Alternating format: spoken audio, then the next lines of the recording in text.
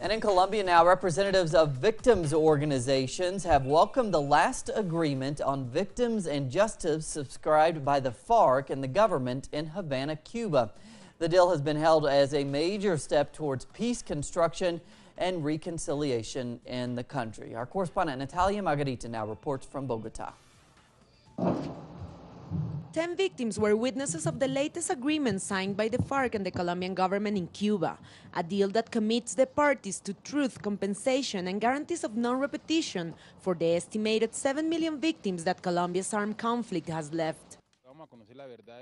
We are going to get to know the reality of these nearly 60 years of armed conflict and confrontation, and in what way many actors have played a role on that. And that's what we expect to know, the truth.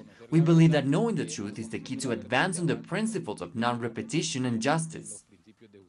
The agreement establishes the creation of a special jurisdiction for peace, a special unit for the search of the disappeared, and a commission for the clarification of the truth, mechanisms that have been designed to comply with the rights and demands of the victims, among which the truth and responsibilities are central.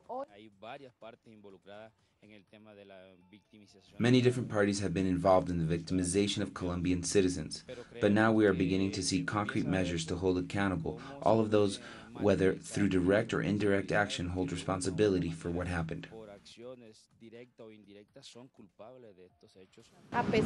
Victims such as Olga, who was forcibly displaced by paramilitaries 15 years ago, sees with hope that beyond the clarification of the truth and acknowledgement of responsibilities, the agreement also contemplates compensation according to the damages that the victims have suffered. We displaced people are usually peasants who are rooted to our lands. Thus, I believe that the best compensation for us is to be able to go back to our parcels, work the land, and reap the harvest, having a right to life granted, and that is implied in the agreement.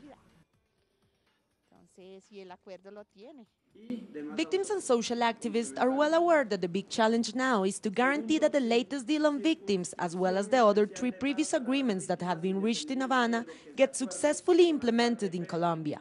Natalia Margarita, Telesur, Bogotá.